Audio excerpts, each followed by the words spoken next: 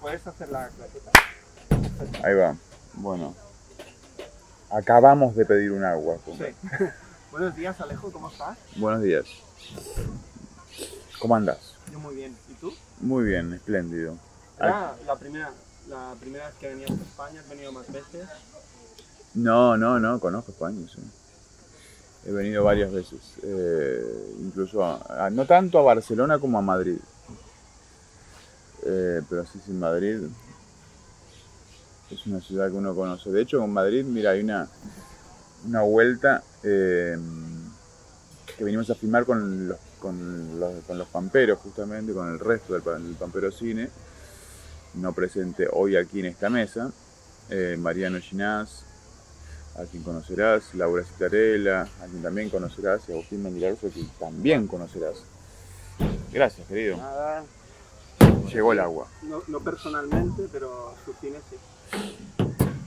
La mujer y los perros lo la vi mujer en la Filmoteca. en la Filmoteca en Madrid. No, aquí en Cataluña. Ah, ok, mira qué Yo bien. la vi en la Filmoteca. No sé qué ciclo era, pero yo la vi, esta peli, en la Filmoteca. Porque sabía que era pampero y quería verla. ¿Y cómo te ha ido? Bien. Sí. Y una vuelta estábamos ahí filmando una propaganda de un energizante. Estábamos ganando el dinero de la forma más vil hace ya varios años. Creo que unos 10, 15 años. Entonces filmamos, y en un momento, bueno, se fueron todos y nos quedamos solamente Mariano y yo editando en Madrid. Y vino a visitarnos desde París nuestro gran amigo Hugo Santiago. Entonces empezamos a alojar a Hugo en el departamento que teníamos nosotros. Y venía Hugo y teníamos que, todos los días, alrededor de las 3, 4 de la tarde, venían los de la agencia a ver cómo iba avanzando la edición de la propaganda que estábamos haciendo, de la cual Hugo opinaba muchísimo. Hugo estaba todas las mañanas ahí mirando el reloj y decía, corta acá. Fascinado con la propaganda que estábamos haciendo. Entonces, en una de esas, pero cuando venían los de la agencia, había que esconder a Hugo Santiago porque estaba parando Parece parece una secuencia de una peli de las tuyas. Estaba de ilegal ahí, ¿viste? Estaban pagando los tipos de la productora para nosotros, no para que invitésemos amigos. Entonces estaba ahí Hugo. Y todos los días Hugo se retiraba así al fondo del departamento y nosotros trabajábamos y lo teníamos ahí como escondido. Y una vuelta, estábamos ahí trabajando con los tipos de Madrid y sale Hugo Santiago en bata, me acuerdo, ¿sí? Y sale un señor, viejo en bata, ¿no? Y el tipo mira así, los de la agencia de publicidad, diciendo, ¿qué es esto? Parecía una de Buñuel, ¿viste? Y nosotros le decimos, Hugo Santiago. Yo.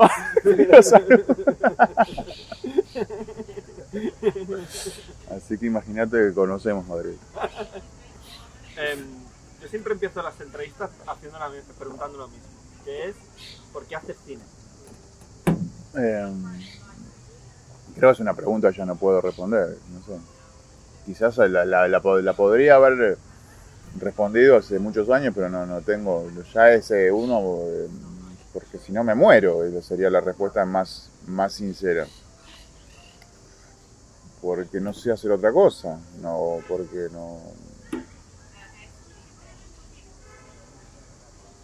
porque si uno no hace las películas, ¿quién las hace? ¿Qué sé yo? Bueno, sí, un montón de otros cineastas, por supuesto. Pero bueno, qué sé yo, supongo que con el cine pasa, ¿no? Uno tiene una relación un poco de dependencia casi, es como una especie de, claro, es una especie de adicto uno directamente con el cine. No sé, Porque si no me muero, creo. Si soy extremadamente sincero, me deprimo cuando no hago. En las temporadas donde no filmo, que son pocas, no la paso bien. A Laura Citarella y Mariano Llinás, ¿dónde los conoces? ¿Y por qué pensáis en El Pampero? Supongo que el tipo de cine que hacéis, por ejemplo, hay una cosa a mí que la sociedad mercantilizada esta ha hecho desaparecer, que es la cooperativa, el cooperativismo. Sí. Y yo siempre pienso en El Pampero e imagino la cooperativa. Sí. Un grupo de cineastas que se juntan, van a trabajar entre ellos, tomando diferentes roles en las películas, diferentes posiciones, pero para hacer el cine que quieren fuera de ese circuito comercial que impone una forma de hacer cine y una mirada más establecida, ¿no? Entonces, ¿cómo os conocéis y cómo nace El Pampero? El Pampero Cine. Nos conocemos de la Universidad del Cine, de la FUC. Con Mariano nos conocimos, Mariano es un poco más, desde otra generación que yo, un poco más grande, un par de años más grande. Y nos conocimos trabajando en una cosa que se llamaba el Festival de Escuela de Cine, recuerdo. Y hacíamos un noticiero que le habían encargado a Mariano, recuerdo, y yo lo editaba. Yo era muy, muy niño. Y yo era editor y bueno, dirigía, etcétera, y empezamos a trabajar ahí. Y a partir de ahí no paramos de trabajar nunca más, juntos. El Pampero Cine esto, ¿no? El Pampero Cine empezó con Balnearios, la primera película de Mariano. Te la vi durante la pandemia también, porque tuvisteis la Mirá qué manera bien. de colgarlas en YouTube. Mirá qué bien. Y YouTube hace el cine universal. Porque un tipo de Sabadell, que es donde vivo yo, que está como a 35 minutos en tren, Sí. puedo ver películas que hacen unos locos argentinos Así desde es. 3.000, 4.000, 5.000 kilómetros. Así es. Pero bueno, ahí empezamos a trabajar con Mariano, ¿viste? Con Mariano nos hicimos rápidamente muy amigos. Como te diría, con una coincidencia muy fuerte, no solamente en los gustos cinematográficos. Estábamos obsesionados con la Dolce Vita en ese momento, me acuerdo. No solamente en los gustos, sino en la idea. Mira, el café que molesta el micrófono del sonido. No, esto luego lo puedo quitar. Ok. El sonido ambiente se puede quitar con el maravilloso Premiere. Pero un café más jodido, porque un café ya la frecuencia está más cerca de la voz de un hombre como yo.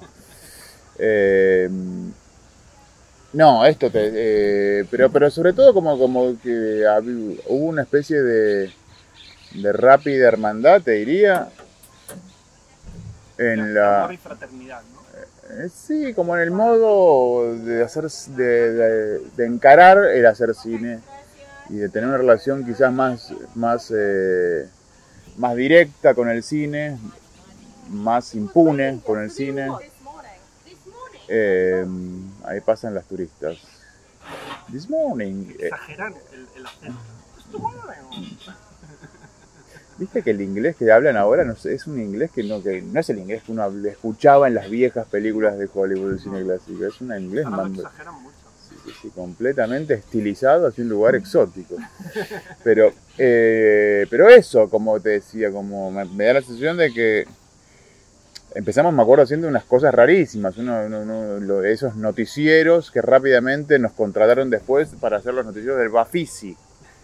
Entonces teníamos que hacer, eran como noticieros que se pasaban antes de las películas de competencia en el Bafisi 2001, de haber sido 2002. Qué joven eso. Qué joven tú.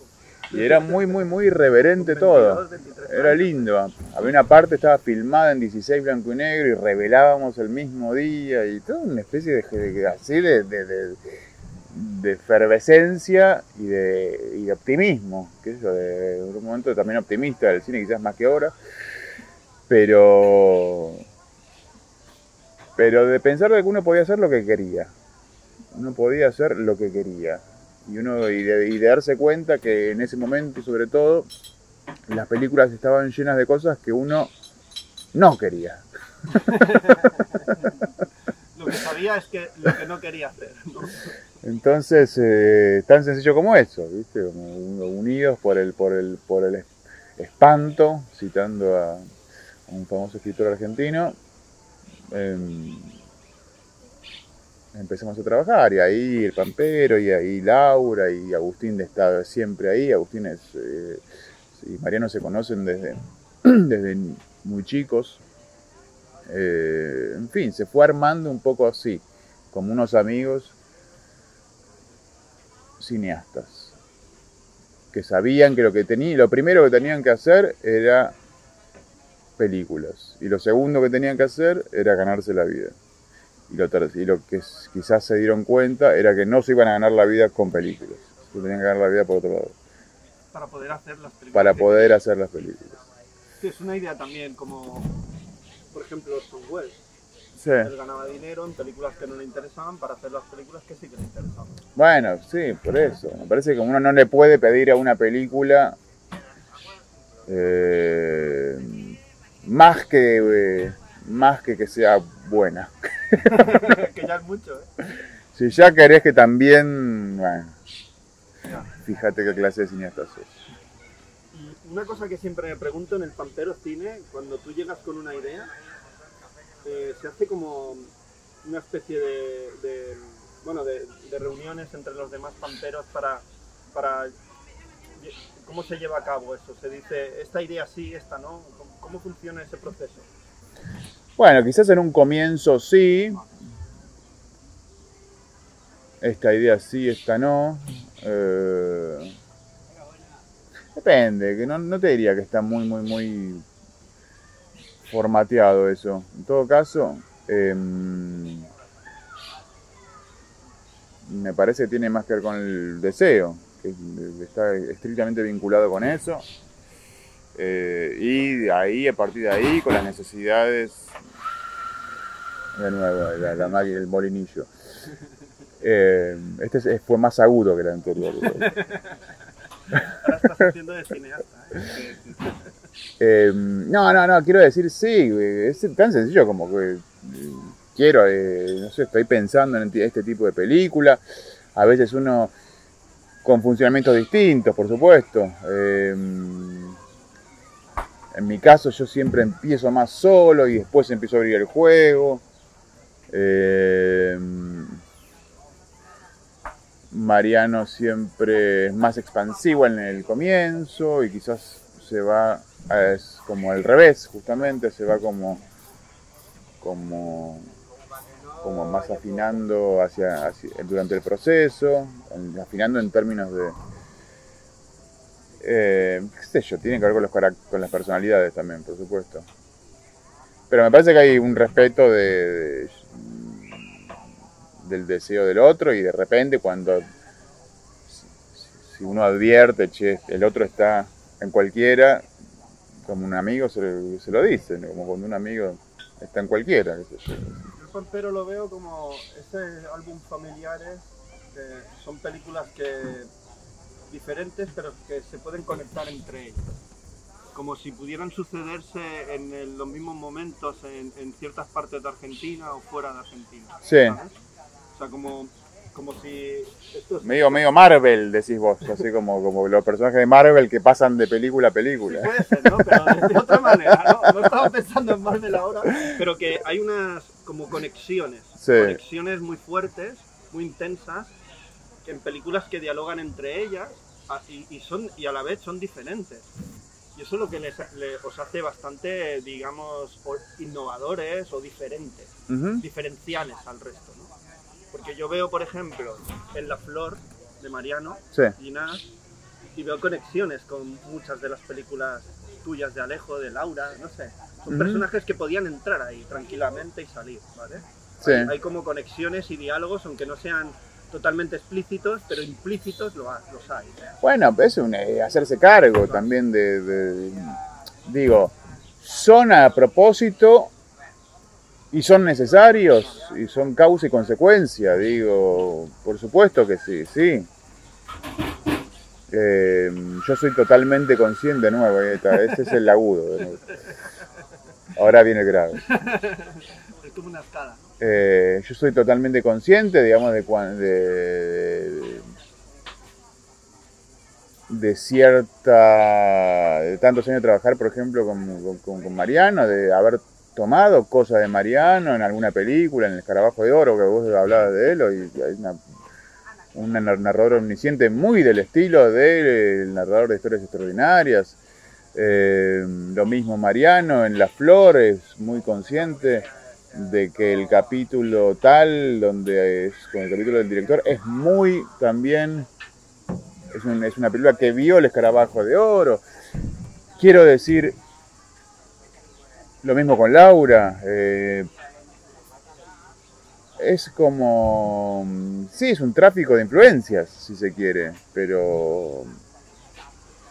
Y también es como entender la idea de un grupo, me parece, ¿no? De un grupo y de que uno no tiene que ser, o sea, un autor con... No sé, quiero decir, yo le creo más a un cuerpo de películas, le creo más a un grupo que a un autor que está todo el tiempo como... Que las películas son, son un camino hacia él, ¿no? No, yo creo que es al revés, que uno tiene que deshacerse en las películas y no que las películas sean como la forma de personalizar algo. Es al revés, uno tiene que despersonalizarse a través de las películas. Y ahí sí, bueno, es como una idea que creo que compartimos bastante los pamperos y es como una idea que pone en crisis muy a la idea de autor, que los autores son un poco eso, ¿no? Son un poco los autores de sí mismos. Hay algo de eso, sobre todo las jóvenes generaciones, ¿no? Que juegan un poco ese juego, ¿no? Que ves que ya a los 20 años ponen en una película de... ¿Cómo de? ¿Por qué de? O sea, ¿quién sos? No sé, claro. Después de 4 películas ponés de, pero no arranqué por ahí. Tal, es raro arrancar por ahí, ¿no? Entonces, es como el juego que plantea un poco el mercado, los festivales. Como si esa idea de los 60 de la política de los autores hoy por hoy tiene ese aspecto completamente mercantilizado. Entonces creo que es como también darse cuenta de eso, ¿no? Darse cuenta de eso y advertir que todo el juego, tanto del cine industrial como del cine, como del caminito de los festivales y la recaudación de fondos, etcétera, tiene una forma un poco parecida, que tiene que ver con esa forma un poco mercantilizada donde se está buscando como el nuevo enfant terrible, el nuevo autor, ¿viste? Y es, qué sé yo, bueno, yo nunca confié en eso, la verdad es eso. Ahora me gustaría que, por ejemplo, yo viendo tus películas, lo primero que me viene a la cabeza es, o sea, le encanta el cine clásico de Estados Unidos, americano, con el que hemos crecido todos en las televisiones. Pero tú rompes todos estos estereotipos, prejuicios que tienen todas estas películas. Tú las coges, las metes en tus historias, pero dándoles la vuelta completamente, ¿no? O sea, por ejemplo, yo veo en tus películas cine negro, cine musical, no sé, o sea, comedia loca, absurda, hasta los hermanos Marx. ¿Dónde ves cine negro? Pues yo soy un obsesivo del cine negro y pienso que nunca logro hacer cine negro. Pues en la Edad Media hay mucho cine negro para mí. Ah, sí, tenemos. Toda la historia de Cleo ¿era? Sí. Cleo y Moto es puro cine negro. Okay.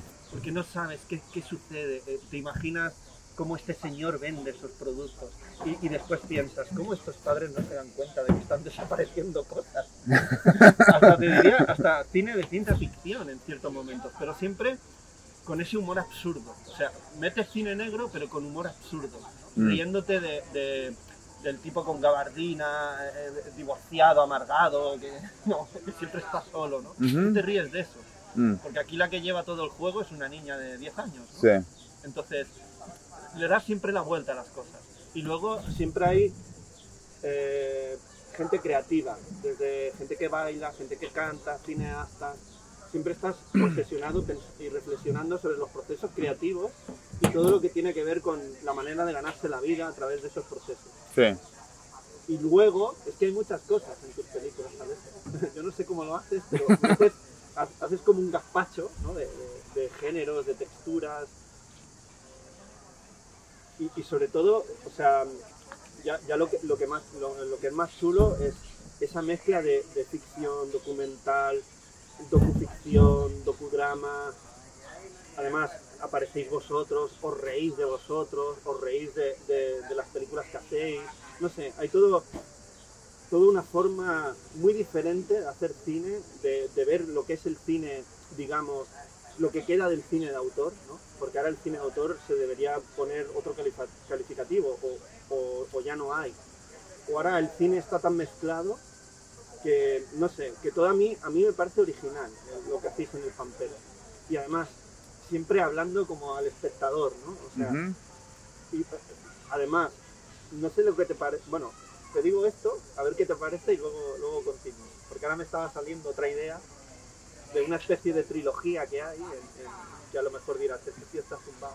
Claro. Pero, yo creo que hay... Bueno, te digo todo esto. No, sí, igual te escuchaba y te confieso que estaba pensando en la decisión de la cámara, encuadrándome a mí, vale, escuchándote a vos. Sí, que te has quedado ahora en un rincón, pero ahora manejo otra vez la cámara. No, igual me preguntaba si en el plano no debiera ser un plano conjunto, entonces es una pregunta que te hago, ¿por qué no es un plano conjunto? ¿Plano conjunto de quién? ¿De tú? Y claro, no soy acá, y del maestro incluso. También, que está aquí. Y después también igual pensé que no está mal tener una persona hablando y la otra escuchando, que es lo que sucedió recién. Y pensaba si vos vas a meter en ese momento, viste, claro, como pensaba, como de medio editor editor así de oficio, de redes sociales, que estaría ya metiendo los inserts de las películas que vos te referiste, así como para ilustrar lo que vos venías diciendo. Y si no era mejor tener a un personaje como yo escuchando. Y entonces a raíz de eso pensaba si no era mejor tener mientras yo hablo a vos escuchando. Ahora no sé si me está hablando Alejo o el personaje de ficción. Quizás habría que hacer después de este plano un plano tuyo entero escuchando durante una hora. Y poder... Esto fue una parte de la próxima película. Es que yo creo que te va a fichar para la próxima película. Y después editar un poco. No, pero esto te lo habrán dicho más de una vez, todo lo que te acabo de decir. Sí, cine negro y ¡pam! Me ha venido toda esta historia. No, me llamó la atención, porque yo soy muy... yo tengo una especie de obsesión con el cine negro y con sus precedentes alemanes. Y de hecho en La Vendedora y siempre pienso que mis películas son tan alegres, entre comillas. No son alegres, pero son como cromáticas. Sí. Que expulsan al cine negro, entonces me alegra mucho escuchar que alguien ve un poco de cine negro en mis películas. No, y en La Vendedora de Fósforos también. Toda la parte final de la película a mí me parece una historia de cine negro. Además, La Vendedora de Fósforos empieza igual que la Edad Media. Una voz en off nos está explicando de qué va a ir la peli, los personajes que van a salir. Sí. Y eso también... Bueno, Sunset Boulevard empieza igual también. Sí, pero es una forma de desconcierto. Billy Wilder no desconcierta. Tú en tus películas sí. ¿Por qué? Bueno, ¿qué no desconcierta? O sea, Billy Wilder, una voz en off de un muerto. ¿Qué eso no es desconcertar? No, pero a ver si me entiendes. Tú luego estás imaginando a los personajes que te han contado, sí, quiénes son. Estás como descifrando. Y para mí eso ya es cine negro. Para mí. Ya bueno, pero se entiende el punto. Sí. Está bien, y yo soy consciente de ese contrato que las películas tratan de establecer con quien las miren. ¿Sí? Es decir, como en el cine negro hay un asesinato. El primer plano de la película es un asesinato. Y nuestro rol como espectadores, una palabra extraña, pero palabra al fin, es saber quién es el responsable quién es el asesino. Entonces la película va a ser un desarrollo de quién es el asesino. Esa voz en off que vos decís que aparece en mis películas al comienzo a veces, sí, dice, va a haber esto, va a haber lo otro, va a haber lo otro, y va a haber lo otro, y va a haber lo otro, y la pregunta de uno es, ¿cómo va a haber todo eso? ¿Quién es el encargado del arco que va a relacionar todo eso? La película, ¿sí? Entonces, ¿qué es lo que narra la película? Trata de establecer puentes entre todas esas múltiples puntos que uno no sospechaba que tenían relación alguna. Que es una definición de montaje, si se quiere, ¿sí? El montaje es exactamente eso, es como unir puntos lejanos, ¿no? Esta cuchara con el David, ¿no? Vamos a investigar, ahí de nuevo el agudo. Y unir puntos lejanos no deja de ser una trama detectivesca. Sí, exactamente. Ahí está esa idea que tú tienes del cine negro que está siempre en tus películas. Quizás la cosa en las películas que yo hago es que esos puntos lejanos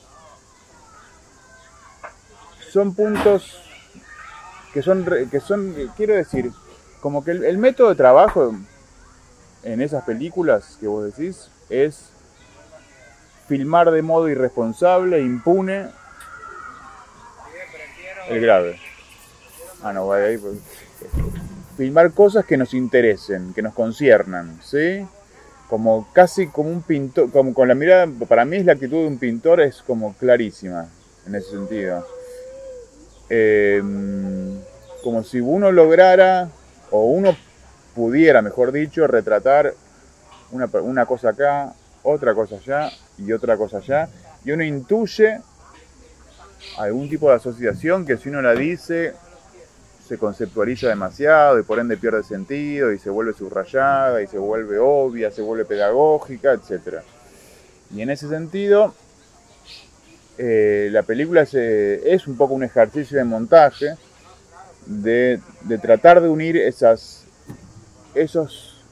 momentos que están como más dotados de lo que si te diría de tiempo presente, ¿no? Como que el trabajo o el primer momento del trabajo como cineasta de las películas que yo dirijo tiende a ser, o que co-dirijo, en esta última con Lu, por ejemplo, con Luciana Acuña, el primer momento tiende a ser encontrar escenas que funcionen en tiempo presente, de modo completamente irresponsable respecto a una trama, ¿sí?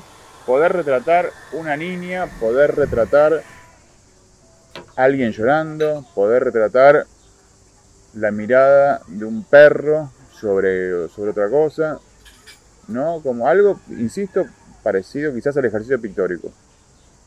Tan preocupado como un pintor por la luz, tan preocupado como un pintor por el espacio, sin que eso sea solamente la decoración de una imagen, ¿sí? Sino que eso forme parte de una misma imagen y sea indiscernible de la mujer llorando y sea indiscernible y el rayo de luz que le ilumina esta pupila pero esta no, sea la misma cosa que esa mujer llorando. Si eso está, el trabajo de una película, de las películas que yo hago, es empezar a rodear de ficción eso, ¿sí? También me parece con una especie de idea que a lo largo de los años se fue quizás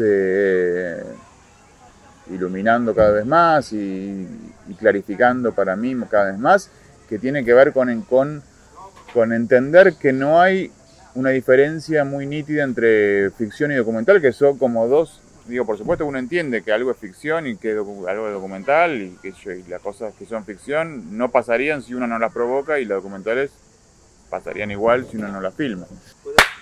Perfecto. ¿Qué decíamos? Lo de que no hay diferencias entre el documento y la... Bueno, eso. Y ahí a mí me convence mucho de la idea de la pintura, en ese sentido. Que un pintor no está tan pendiente de si algo es precisamente ficción, documental, si algo ocurrió, si lo varía hacia una zona de evidente ficción, no sé cómo son preocupaciones más de cierto conservadurismo del cine, ¿no? De como incluso de cineastas que yo respeto mucho y admiro mucho. Pero de entender que la verdad o falsedad de una imagen no está exactamente ahí. Está en otro lugar. Y que y que en todo caso lo que hay que hacer es no falsificar imágenes, ¿no? Entonces cuando uno, me parece, genera eso, cuando uno genera una imagen que le concierne, como cuando pasa como un verso de un poema te concierne, bueno, ahí hay algo, qué sé yo. El resto es, me parece, como el oficio musical de un cineasta, de poder, hablo de las películas que yo hago, y quizás de ciertas películas que participan de ese espíritu, pero el ejercicio musical de un cineasta como montajista, ¿no? Como decir, como de entender eso. Es que estaba pensando que ocurre en tus películas, además, todo lo cuentas de una forma tan natural que a veces es hasta naif. Sí. Pero aposta, ¿vale? O sea, es como un juego constante con el espectador. Mira, y ahora te meto esto, ahora te meto una secuencia de musical, ahora te meto una secuencia de disparos, como aparece en la Edad Media, te meto cine negro, Sí. te meto las dificultades de hacer cine encerrado, Sí. te meto las dificultades de como estás encerrado no puedes ganar dinero, y todo lo mezcla. Y la narradora es como una especie de cuento tradicional, que está como en una casa y ella te va contando las cosas, y a medida que te las va contando va reflexionando y ocultándote otras. Uh-huh. Y todo eso contado de una forma tan natural, tan ligera, pero que en el fondo hay toda una reflexión sobre el cine, sobre dónde colocar la cámara, sobre dónde cortar, sobre cómo presentar las películas. Me parece que son películas que tratan de pensar, de poder pensarse a sí mismas. Me parece que tiene que ver con eso, es lo que vos señalas. Es como como psicoanálisis a través del cine, de la representación, y encima estás contándonos una historia. Y lo haces como de forma natural todo, y eso a mí me parece impresionante. Pero para mí esa naturaleza que vos señalás tiene que ver con entender la posibilidad que tiene una película de ser un organismo pensante. Y vivo, ¿no? Vive más allá de las imágenes y de lo que te están contando. Y cuando digo pensante, quiere decir como son películas que si bien trabajan una enorme cantidad de cuestiones y su rol es como poder unir todo eso, y son películas como con muchas capas y muchas temporalidades y muchos como el montaje de todo eso no es precisamente no tiene la idea de desarrollo. Cuando digo desarrollo quiere decir desarrollo quizás clásico, ¿sí? Sino que trata de tener como una especie de relación quizás más directa o más sincera con esos materiales. Por ejemplo, pensaba en lo siguiente, que lo desarrollo te lo dije por lo siguiente. Hay una escena de la vendedora de fósforos que no está en la película. Una escena que aconteció durante el rodaje de la vendedora de fósforos y que no está en la película, que era el momento, bueno, vos viste la película, esa escena final entre Lachenmann y Margarita. Se está intuyendo algo ahí, ¿eh? Bueno. De lo que te explican al principio. Claro. En el prólogo de la película, que es como el narrador. Bueno, es como muy catártica esa escena, ¿viste? De Lachenmann, y es como si la película casi tuviera la misma angustia que Lachenmann. Y hay algo muy lindo que esa escena en particular es algo que pasó, que es lo primero que se filmó en la película. Es el día 8 día 8 de filmación. El día 1, 2, 3, 4, 5, 6, 7 fueron los días de rodaje adentro del teatro filmando la orquesta. El día 8 hicimos un encuentro entre Margarita y Lachenmann. Se quedaron, yo hacía cámara y había un sonidista, Manuel Scher. Y una conversación que tenía que durar 1 hora y media, duró 4 horas. Y yo veía el brazo acalambrado del pobre Manuel, y me miraba así. Pero bueno, sobrevivió. Es un momento mágico. Bueno, pero él en peli, ¿no? esa conversación se dijo de todo y quedó no tanto en La Vendedora, pero porque daba para hacer una película entera solamente de esa conversación. Y había un momento muy lindo que definía mucho al carácter de la música de Lachenmann, que en un momento él decía, como señalaba la idea de que la música occidental es constante cambio, ¿no? Constante movimiento, cambio, que no hay una música que haya evolucionado tanto como la música occidental, que la música china nunca se preguntó por esa idea de evolucionar, y así en general con la música oriental, lo señalaba un poco, y la música occidental todo el tiempo está preocupada por el cambio, ¿sí? Y señalaba que en Beethoven, por ejemplo, dice pa pa pa pam, motivo. Ya empezó a desarrollarlo, ¿viste? Ya al toque, ya la ansiedad por salir a la idea de desarrollo. Fue iluminador eso. Como entender que lo que no hay que variar quizás, no es que no hay que variarlo, o ya se hizo demasiado, es el motivo en sí.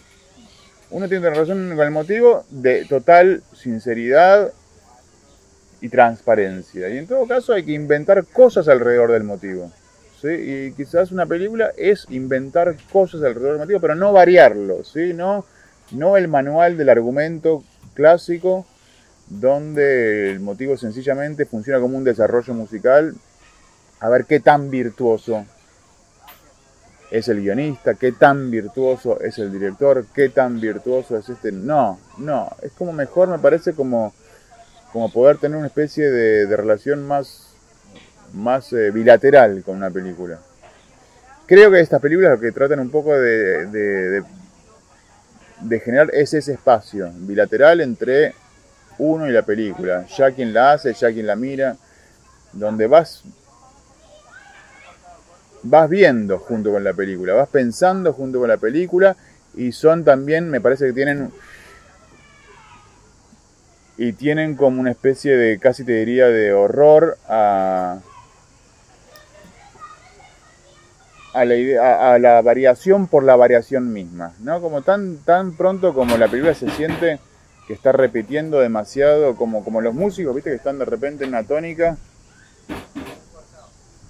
y te tienen que resolver para pasar para otra tónica. Es como si no confiara en ese sistema, ¿no? La película, y que rápidamente, en lugar de resolver para pasar a otra, no resuelve, ¿sí? Te muestra otra, y es el montaje entre diversos motivos quien va armando un organismo que esperemos piense o goce. Para mí hay una especie de trilogía en tu cine, digamos, entre lo que es tu cine, ¿no? Entre lo personal, lo profesional y lo otro. Yo siempre digo lo otro. ¿Qué es lo otro? Lo otro es una especie de tiempo que no es ni personal ni profesional, que la película crea. Y el espectador también crea en su cabeza. No sé cómo llamarlo. Es como una especie de... Es como si pudiera... La ficción. Bueno, ahí en tu cine hay una ficción, hay algo documental y después hay otra cosa. Que lo crea la película, el espectador, la ficción y lo documental todo junto. Para mí, es lo que veo. Hay el camino de un lugar... Bueno, no entiendo, no sé. Y para mí hay una especie de trilogía que sería la primera, El loro y el cisne, donde Luciana Acuña está embarazada, de Cleo. Sí. En La vendedora de fósforo vemos a Cleo. Sí. Y en la Edad Media vemos a Cleo otra vez. Pero igual también ves a Cleo por el dinero. Sí. Bueno, por el dinero no la he visto.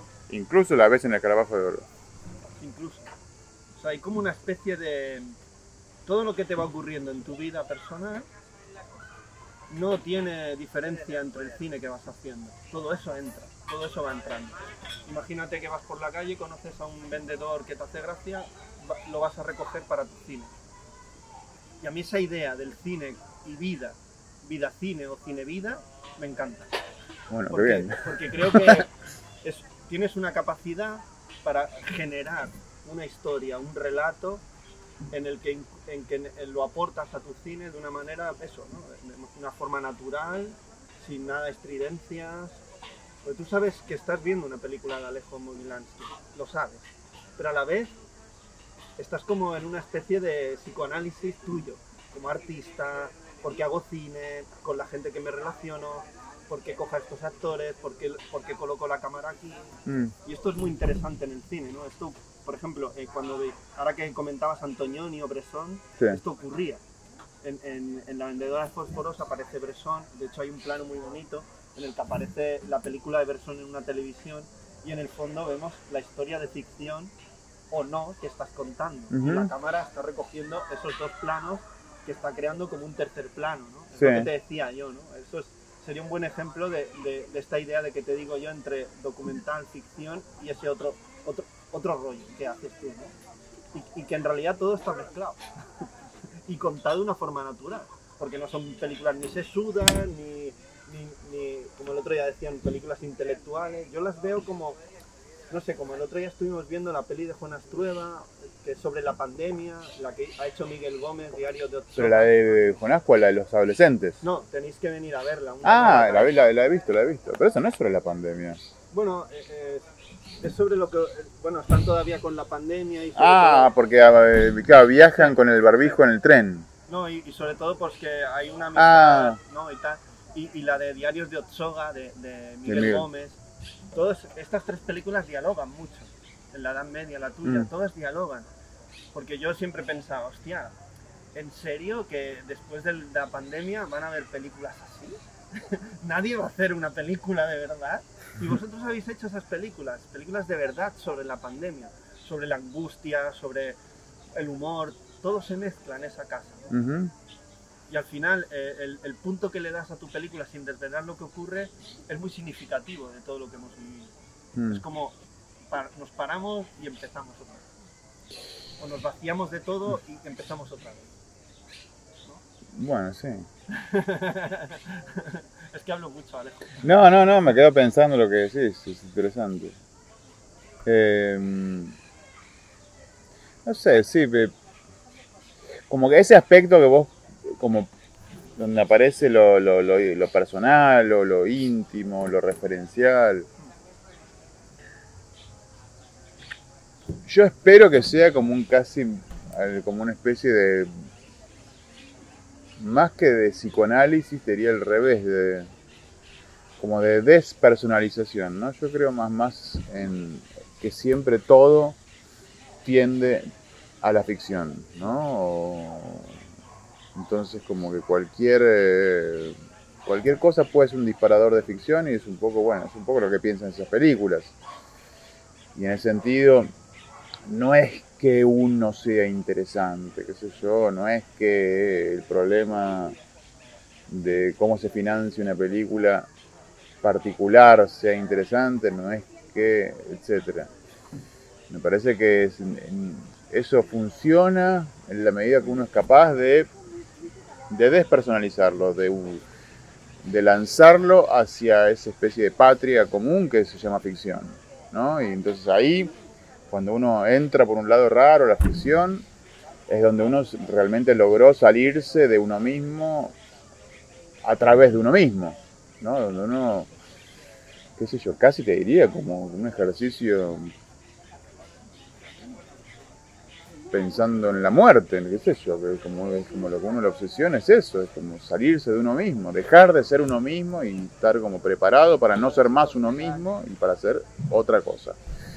Es un poco místico, ya lo sé, pero creo que tiene que ver con eso, como que finalmente como la idea de retrato,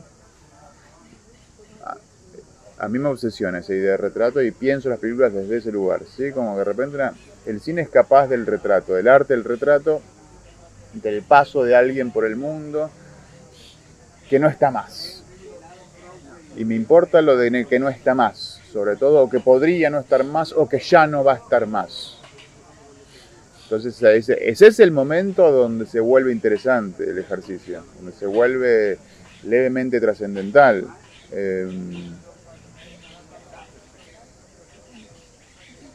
¿Qué sé yo?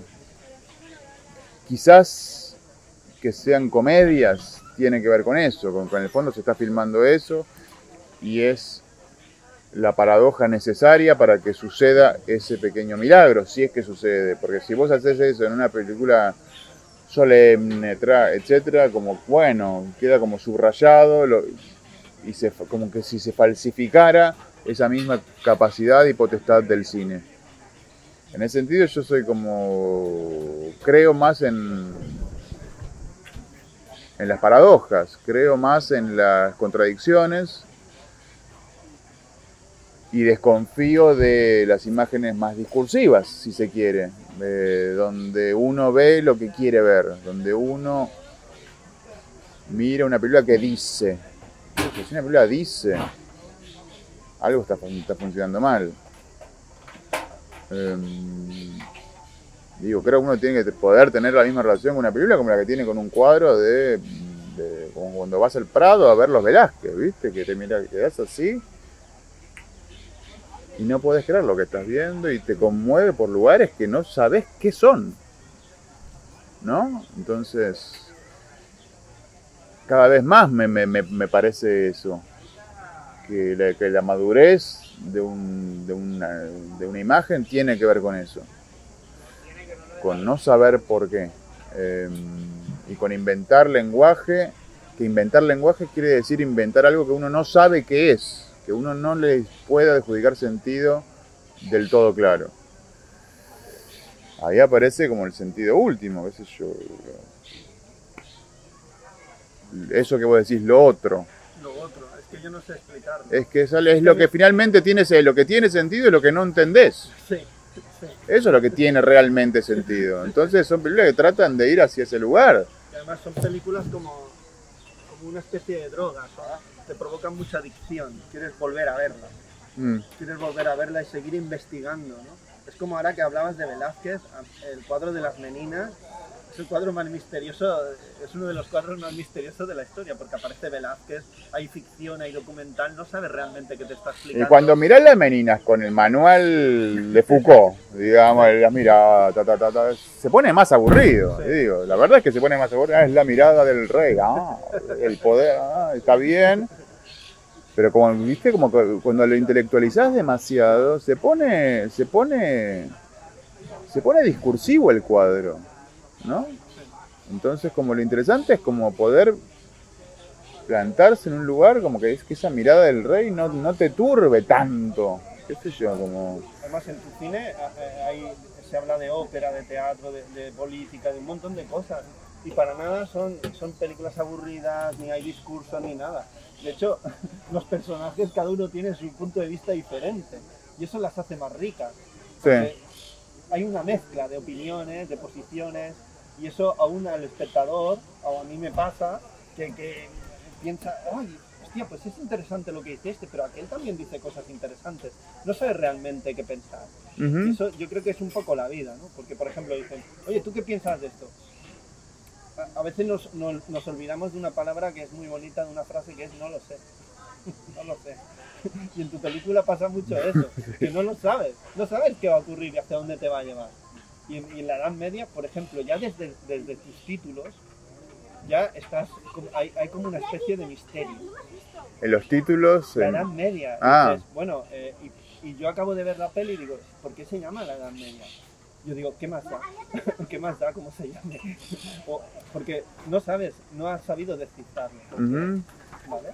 Y a mí eso me gusta, ¿no? Claro. Que el cine no pierda el misterio con el que se originó el cine. El cine al principio era un misterio, ¿no? Uh-huh. En el cine es tan importante lo que se ve como lo que no se ve. Sí, era Entonces, un espectáculo de feria. Sí, desde el título ya es un misterio. Uh-huh.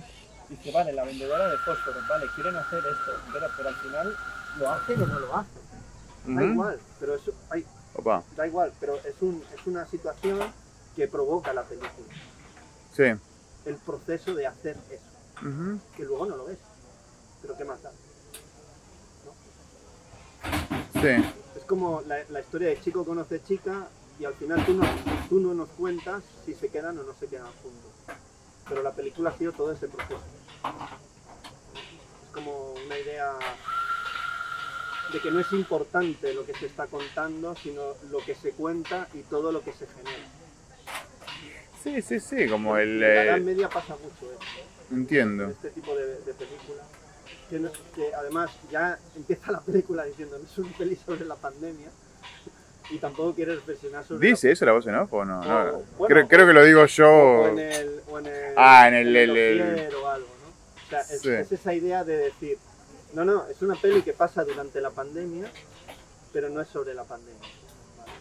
Es que es bueno, sí, es que la verdad que las películas sobre la pandemia resultaron, salvo excepciones que vos creo que acabás de nombrar y alguna más, Un tedio, lo peor. fue tremendo. Pero tremendo, ¿no? Como una patada al estómago fue, porque...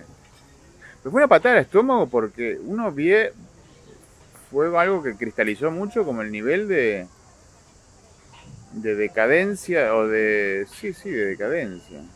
Y de narcisismo que tiene el cine hoy, como que decís, viste, fueron, porque, insisto, como uno, o sea, yo tuve un optimismo en la pandemia, el optimismo de que el cine ya venía medio bicicleteando un poco, ¿no? Bicicleteando, me gusta esa palabra.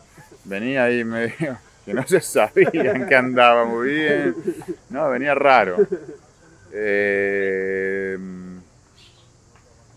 Y la llegada de la pandemia efectivamente fue como un momento extraño donde yo tuve como una ilusión dentro de esa especie de cosa desastrosa y apocalíptica y angustiante que fue la pandemia. Tuve la ilusión de que el cine con tamaña crisis logre reinventar lenguaje, ¿no? No lo hizo. No solamente no lo hizo, sino que se achicó más, se volvió narcisista, se volvió un cine en primera persona, de una primera persona completamente autoconsciente, discursiva, políticamente correcta, o se volvió un cine que empezó a copiar ya de forma deliberada la televisión, cuyo resultados son el triunfo de las plataformas y el vaciamiento de las salas de cine. Entonces le hizo pésimo la pandemia al cine, pésimo. O sea, no podría pensar algo peor que le haya pasado al cine durante la pandemia. Le pasó todo eso. Entonces ahí, qué sé yo, fíjate que no sé, que de las películas que vos nombraste, 2 son comedias, ¿no? Bueno, yo creo que y la de Jonás un poco también, y me parece, y debe haber más, por supuesto, pero... Son así como, hasta te diría, hasta extremadamente ligeras. Y al mismo tiempo las comedias, ¿viste? Las comedias, como nadie se toma en serio las comedias, pues son comedias. Como que, ¿viste? Vos vas a cualquier festival de cine, si hay una comedia y un drama, va a ganar el drama, ¿no? Como, si hay un crítico de cine y le pones una comedia y una tragedia, rápidamente le voy a poner 5 al escrito de la tragedia y 3,5 a la comedia. Y que sí, o sea, que realmente se volvió una se volvió un poco así el cine, qué sé yo, y como que nadie se toma en serio las comedias cuando son lo más serio que hay, por otro lado. Me parece que, viste, como cuando Lubitsch hizo Ser o no ser en 1942, durante la guerra, como cine del presente. Entonces también me parece que tiene que ver con esa capacidad de las comedias de hablar con el presente, que de repente un cine más solemne no lo tiene como que ir a favor de la agenda, ¿no? Ir a favor de lo que se está diciendo, ser lo que la gente ya quiere que sea, decir lo que la gente quiere que diga, como si fuera no sé, sí, como un post de Facebook, ¿no? Un post exitoso de Facebook donde todos dicen todo lo que está bien, ¿viste? Esas cosas que dice la gente en Facebook. Emoción, bueno, ahora es en Instagram o en Twitter, qué sé yo. Una manga de gente arrodillada ante la corrección política. Es un horror. Es un horror. Entonces... Es el nuevo Dios, ¿no? Sí, pero, viste, como yo, no sé, es raro cuando ves a tu propia generación haciendo eso. Yo tenía como confianza en mi generación, te juro que pensaba que éramos los Sex Pistols, y no. Bueno, quizá en algún momento fueron los Sex Pistols, pero como les pasó a los Sex Pistols, la industria los cogió y los moldeó a su manera. O sea, eso también... Lo que tenéis en el pampero... Bueno, lo que les pasó a los Sex Pistols. Lo que tenéis en el pampero es que seguís fieles a esa idea de hace 25 años o más, cuando os conocisteis, de seguir haciendo el cine en el que creéis, independientemente de que si el mundo va a una velocidad u otra. Porque vosotros creéis en ese cine y la razón por la que hacéis cine es ese cine, no es otra. Sí. Y ese espíritu combativo, digamos, como cualquier persona te diría, no, es que de joven es fácil ser revolucionario, ¿no? Y de mayor, pues nada, hay que ser conservador. Pues no, o sea, yo creo que es una idea, eso, lo que comentabas tú, ¿no? Una idea bien pensante de que, bueno, pero yo creo que vosotros pues seguís siendo eso, ¿no? Un cine combativo, resistente, y hacer el cine que os sale de los cojones. Que ojalá hubiera más gente que lo hiciera, ¿no? La pregunta es cómo hacer que la gente vaya al cine, vuelva al cine. Esa es la gran pregunta. Que a mí Miguel Gómez o Jonás Trueba se preguntan lo mismo, ¿no? Cómo hacer que la gente vuelva al cine. Sí. Porque es como yo durante mucho tiempo escuchaba aquí en España, pasaba mucho, y Oscar lo sabe, el cine está en las series. Yo digo, ¡hala! Que puede haber buen cine en las series, sí. Pero hay muy buenas películas, lo que pasa es que tú no sabes ni que existen. Pero hay muchas buenas películas que quieren, que generan cosas. No solo están las series, hay series interesantes y otras que no lo son. Pero categorizar como el cine estaba en las series, pues a mí no me lo parecía. Porque yo veía cine diferente. Y un cine que te hace reflexionar y te hace pensar sobre el cine, sobre lo que te están contando, sobre ti mismo. Eso es fantástico, porque es un cine como eso es lo que decías antes, que es orgánico, que tiene vida, que no se detiene, que va a seguir, ¿vale? Y eso es muy interesante. Esperemos que siga, sí. Ahí va la paloma. Volver a hacerla. Claro. Una cosa que viendo tus películas me parece muy interesante, ¿cómo organizas el set? Por ejemplo, en la Edad Media, ¿cómo se organizó el set? En la Edad Media es muy particular porque el set era mi casa.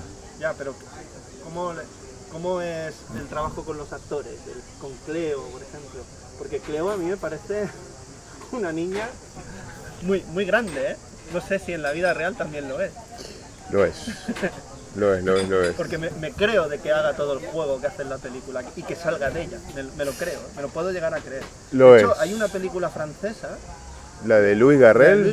Me hablaron de esa película y no la había visto. Pues el hijo de ellos hace lo mismo. Empieza a vender cosas de la casa para sacar dinero. Me hablaron de esa película y quiero verla. Hostia, qué guay, tío. Es el mismo rollo. ¿Cómo se llama?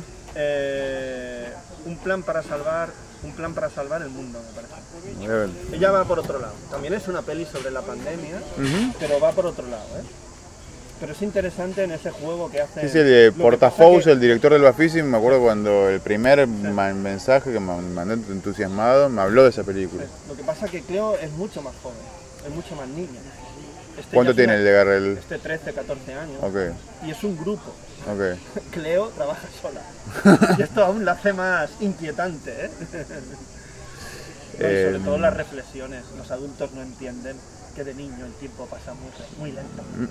Es súper aburrido. Es que es así, ¿viste? Cuando Momento de sos inglés, niño. Es que no paras de meter comedia en la película. A veces yo viendo tus películas parece una... Estoy convencido de que en algún momento va a aparecer Groucho o Harpo Chico haciendo alguna de las suyas.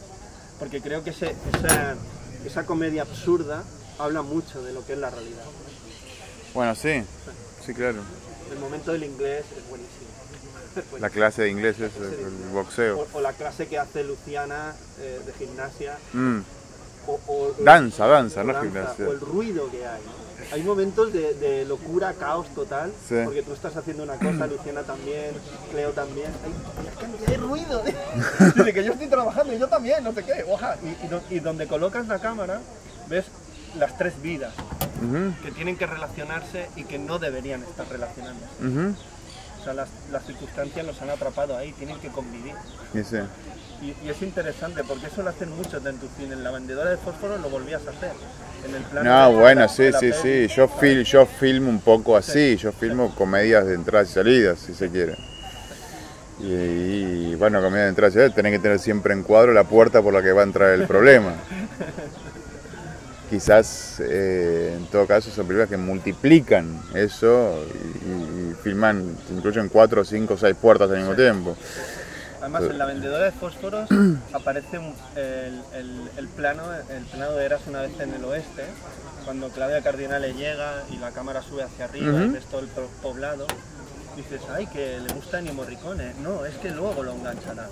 Son películas muy pensadas, aparte de... Las dos cosas. Sí. Me gusta y lo enganchará. Pero bueno, en el caso de Ennio Morricone... Cleo se ve disparando y luego va a haber una secuencia donde Cleo dispara a su madre. Y es muy interesante todo eso, porque lo vas enganchando. O sea, no es una película que dices, no, está muy pensada de lo que va a ocurrir, no te voy a engañar como espectador, soy honesto contigo. Bueno, pero eso es como... Sí, son como anticipaciones, qué sé yo. Que tiene que ver con ciertas musicalidades o ciertos manejos narrativos. ¿No estudiaste música, Alejo? ¿O tienes una relación con la música? Tengo una relación con la música, estudié sí, pero no estudié como estudia una persona seria música. Toco instrumentos, pero no soy pianista, no soy un músico autorizado. En todo caso tengo una relación quizás muy musical con... Pero tienes una idea del ritmo... Con la vida misma, sí. Muy musical. Eso sí. O sea, muy de, hostia, voy a meter esta canción ahora, o esta música, porque quiero contar esto, ¿no? O sea, Bueno, pero tiene que ver con esas anticipaciones que la música hace todo el tiempo, qué sé yo, de repente aparece un motivo acá, y bueno, si vos sos más o menos vivo, lo vas a anticipar acá y acá, ¿no? Como un par de veces, y cuando entra, que entre y uno ya conoce la melodía. Es un poco así, ¿no? Como uno puede pensarlo un poco de esa manera. He hablado muchas cosas y te había hablado de cómo diriges a los actores, por ejemplo en La vendedora de fósforos, es que todo es tan natural, es que no parece una peli y en realidad es una peli. Es una peli. Pero no parece una peli. Parece como si a ti, al espectador, te dijeran, mira, vas a meterte en la peli. No, bueno. Yo siempre tengo la sensación de que estoy en... Digo, vos pensás igual que, por ejemplo, en la Edad Media. Quiero decir, la Edad Media es una película hecha entre Luciana y yo, que somos dos, Luciana es actriz, bailarina y de las personas con más conciencia escénica que yo conocí en esta vida y más capaces de pensar la escena siempre en términos escénicos. Ella, y desde que me trabaja conmigo, empezó a poner en relación eso con el cine y yo viceversa. Entonces hay como un diálogo que es efervescente ya de por sí, muy reactivo al naturalismo, muy reactivo a las formas más convencionales, si se quiere, de actuar, y muy reactivo a cualquier estereotipo, qué sé yo. ¿Viste? Como cuando vos le huís al naturalismo y de repente te vas hacia diversos géneros, el problema puede ser otro, puede ser que está como demasiado subrayado en una dirección demasiado codificada. eso es algo de constante reflexión, ¿viste? Como nosotros, constante, que la gran pregunta es cómo se habla en una película, cómo se está en una película. De hecho, en el momento Y que Luciana estáis- es cómo se habla en escena, cómo se está en escena. De hecho, en el momento que estáis haciendo la película, estáis reflexionando sobre ella y tú lo ves, cómo se reflexiona sobre la peli, en el momento que se hace. Y sí, por supuesto. Esto es muy interesante. Pero en ese sentido, como a través de los años, yo más o menos ya... En general yo tengo en mis películas personajes más reactivos y más neutros. Por ejemplo, en La vendedora de fósforos hay dos tipos que están todo el rato hablando. Esos son buenísimos. Eso Julián parece- Tello y Lalo eso Rotavería, que es parece- el mismo Lalo que aparece en... Es el mismo que habla por Zoom con Luciana en la Edad Media, Sí, el mismo sí, actor. que están hablando de cómo lo que le está afectando en el trabajo. Ujú. Pero esto parece Abbott y Costello. Parecen dos humoristas, ¿no? Hablando. Y dices, ¿y estos tíos qué hacen ahí? ¿Y por qué hablan de estas cosas? Y tal. Ujú. Dice, ahora el Polichinel, ¿no? Y el otro tipo, el del... Mongivello, Mongivello. Mongivello. Sí, pasa, no te quedas, vale, bien. Eh, ¿No? Es como una forma de... Pero son personajes, esos son personajes cómicos, son personajes que los sacás de una película de Renoir o de Lubitsch. Son personajes, boom, y los tirás ahí, y son los personajes como más corales que le dan como movimiento y vida al conjunto, me parece. Al conjunto que está rodeando quizás un centro más denso. Pasa que, bueno, no sé, también tiene que ver con trabajar con materiales, por ejemplo, todo lo que sucede en la Edad Media pasó, salvo la venta de los objetos, esperemos. Pero yo no lo pondría, yo lo vigilaría, ¿eh? Pero todo el resto pasó. Porque me parece una niña muy Digo, que Luciana esté en ese lugar donde está, así como completamente abismado, sucedió. Que yo esté haciendo Beckett, esa obra pasó, ese corto existe, no es que no existe. Que cree... Y más Beckett, ¿eh? No es baladí. No, es Beckett, sí, No es sí, baladí, sí. ¿eh? Yo estaba haciendo eso, un corto que existe, que está ahí el corto. De hecho, Beckett dirigió una película con Buster Keaton, Film. sí, que es la peli más extraña del mundo. Que siempre está, es un tipo que siempre está de lado, nunca se le ve el rostro. Sí. Es una peli muy extraña. Y es Buster.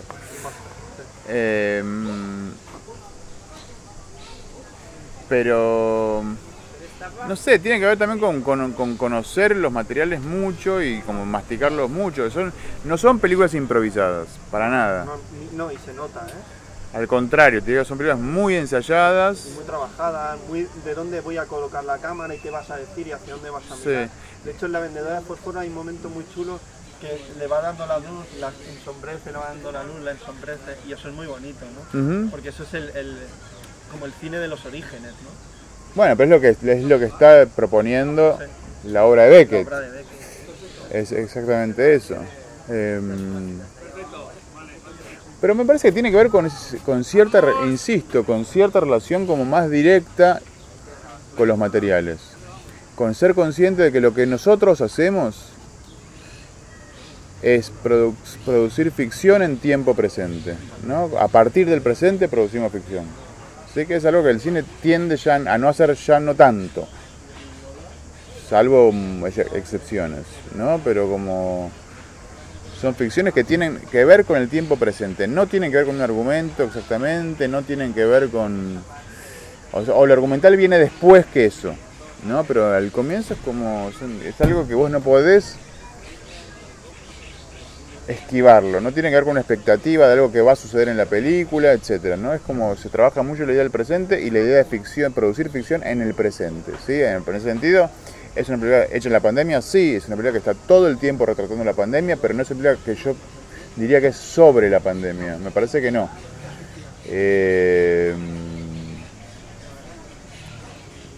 Al mismo tiempo, por ejemplo, en la Edad Media es una película filmada en nuestra casa, donde había un nivel de disponibilidad total, ¿no? Era como una circunstancia dentro de del desastre, era como muy favorable, muy privilegiada, es decir, tenemos un set de filmación y a los actores presentes y a los técnicos presentes las 24 horas del día, ¿no? Como podemos hacer lo que se nos cante. Una situación casi como cuando a Chaplin le construyen un estudio para él mismo. Así, a ese nivel de libertad. Quizás un poco menos porque no había sueldos, porque era una niña que estaba haciendo homeschooling y de repente no puede filmar más de 1 hora y media, 2 horas con una niña, etc. Pero bueno, esa regularidad se iba construyendo. Entonces son películas que se van masticando, me parece, que no obedecen a un plan planificado, no hay interpretación para mí en estas películas, la idea de interpretación actoral, no hay mucho eso, hay más una idea más de tiempo presente, ¿no? Como más de como Murnau, yo pienso mucho en Murnau en ese sentido, como un cine del presente, ¿no? Como un cine que trabaja la idea del presente de manera total, que es un cine de que se trata de cómo un personaje entra a cuadro, está en cuadro y sale de cuadro, ¿no? Se trata de eso, no tanto lo que va a pasar en el plano siguiente. Y que eso tenga y que eso mismo sea hipnótico, que eso mismo sea interesante, que eso mismo sea irreverente y que algo que uno no pueda dejar de ver. Me parece que tiene más que... Y no tanto con un plan que uno le va adivinando la película. Entonces, me parece que si está más o menos claro eso, como que eso que vos preguntás, cómo son esos sets, bueno, son un poco así, son un poco confiar en todas esas ideas. Sí, con una especie de, te diría, de empuje nuestro siempre hacia cierto ritmo, siempre hacia cierta zona musical y coreográfica, siempre hacia que la forma, una vez que la cosa está, empezar como a darle forma, casi como cuando Modigliani le va dando curva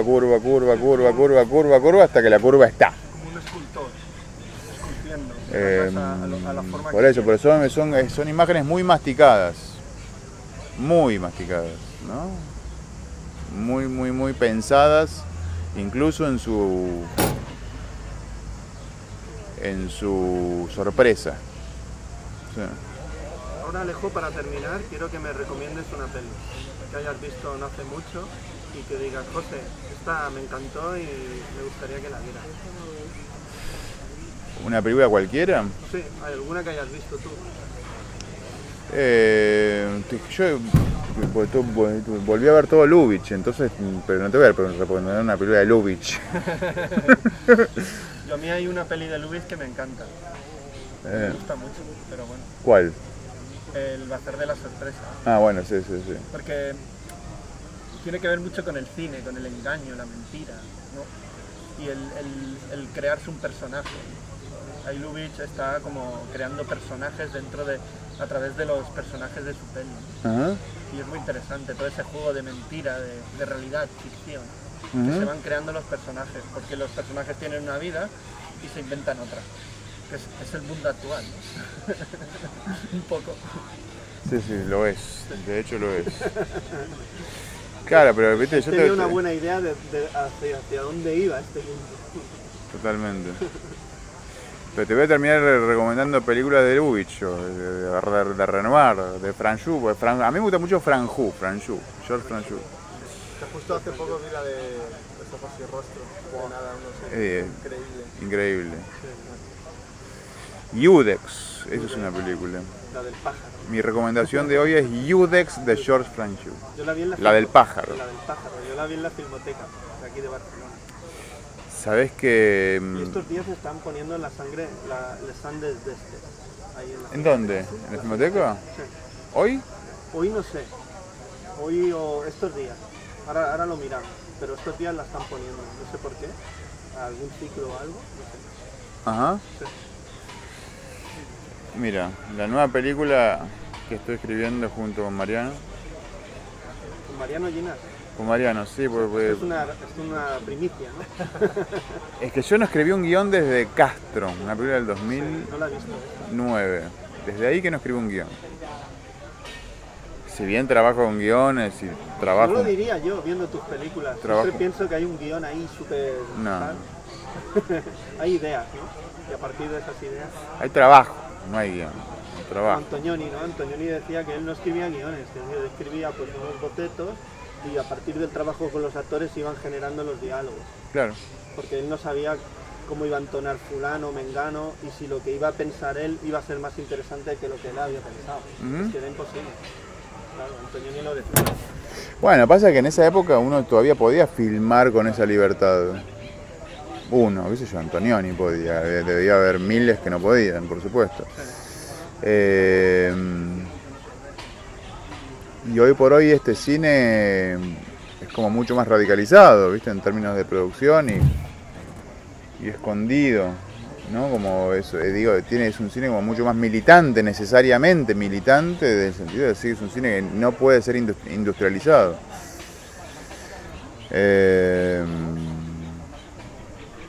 Creo que el Pampero también tiene mucho que ver con eso. Igual no es que pues yo trabajo sin guión. Lleváis muchos años y ahí no el ha tenido que ser nada fácil este tiempo, ¿no? De seguir haciendo el cine que queréis. Sí, sí, tampoco tiene que ver exclusivamente con la idea de guión, qué sé yo. Los Robinsones Crusoe, ¿no? Casi. Claro, con la barba. Con la idea esa de que viene un barco a rescatar a Robinson y dice, no, ya no, ya me quedo aquí en la isla. No. Y sí. Sí, ya me quedo aquí en la isla, ya no quiero volver a la civilización.